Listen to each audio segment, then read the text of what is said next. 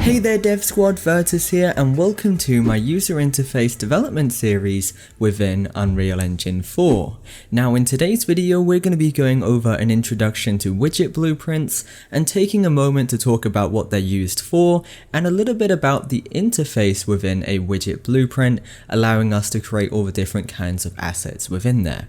Now for those of you that don't know what a widget blueprint is, it is essentially a type of user interface widget. And what I mean by that is it is essentially a type of blueprint which is going to contain all the different graphics and code related to your user interface. Now creating one of these is really simple and you can do it from the content browser. Just find yourself a bit of empty space and right click, go to user interface and create a widget blueprint. Now for the purposes of this tutorial series, I am going to give this the name HUD. And HUD just stands for heads up display, which is essentially just going to be us putting a little bit of information on the player's screen. Now I'm going to open this up and we're going to take a moment to explain the interface and hopefully give you guys a better understanding of just how widget blueprints work. So first things first, your main area that you're going to have is your viewport, and your viewport is this big section in the middle, and this is where you're going to be manipulating and creating your different art assets.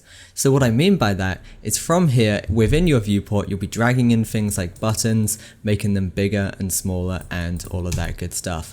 Now don't worry about the creation side of things for now, just focus more so on sort of familiarizing yourself with the user interface. But essentially the viewport is going to be your view into seeing what is going to be on the player's screen essentially. So moving on from here, we've got our toolbar at the top and we've got some popular functions up here such as compile, save, play, browse. The main ones that you're really going to be using are just compile and save within here. Moving on from there, just below that you have got your palette, and your palette is where you're going to get the different objects which you're going to be displaying on the player's screen. So for example, within the palette we've got things like borders, buttons, images, checkbox, progress bars and all of these other interactive elements that we can display on here. And creating one of these is as simple as just clicking, dragging and dropping and then just putting it into the viewport. And then in the viewport we can move these, making them bigger, smaller and so on, but a little bit more detail on that a little bit later on. We have got all sorts in here, everything from inputs to primitives, panels, and over the series we are going to familiarize ourselves with all of these and be using some of the different types of things to make our menus, heads up displays and other interactive elements. Moving on from here, just beneath the palette panel we have also got the hierarchy panel. The hierarchy panel is going to list all of your objects and it's going to show you pretty much where they are in terms of hierarchy. So if you've got an object parented to another, you are going to be able to see that. Now this is going to be something that we're going to be dedicating an episode to, so you'll understand how that works a little bit later on.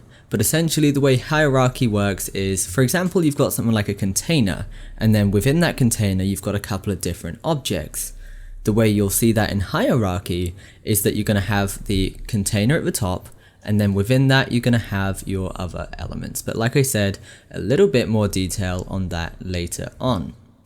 Moving on from here, we've also got our animation tab at the bottom.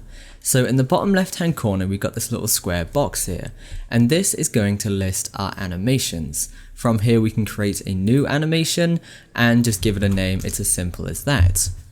If we was to click on that, we are able to access the timeline, and from here we can add tracks to animate our different elements. So if we wanted to, we could change things like the opacity, the size of the text, the color, and all of that good stuff to get things moving on our screen.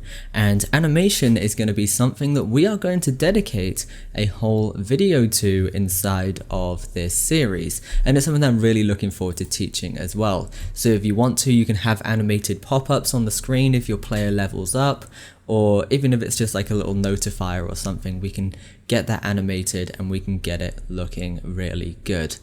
And then last but not least, we've also got the details panel on the right hand side. From here you can change the various details or settings of a specific object. Now, as of right now, it's just showing us the details of the canvas panel. If, for example, I was to drag in an image from the palette, and then select that, you can see I've got all the various settings such as position, X, Y, the size. I could change the image, the opacity, and all of that good stuff. So lastly, for the interface for a widget blueprint, the last thing that you need to know is you've also got a graph tab. Now you've got two tabs, design view and graph view. So design view is going to be focusing on the design side of your user interface, and this is where you're going to be taking a look at what it's going to look like, focusing on the appearance. Whereas the graph side of things are going to be focusing more so on the functionality. So for example, you have a button which you've created in your design view. What you're going to have to do is use blueprints to control what happens when you click that button, and from there you can link it into your gameplay.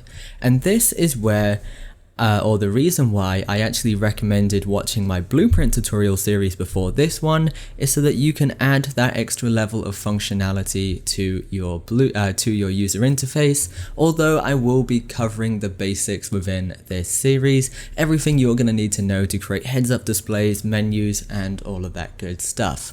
So hopefully you guys have a better understanding of what a widget blueprint is, how it works, and are a little bit more familiar with the user interface, and are looking forward to the next few videos where we're going to start creating some elements and all of that good stuff. Anyway guys, once again, thanks for watching, stay awesome, keep creating, your boy Virtus, signing out.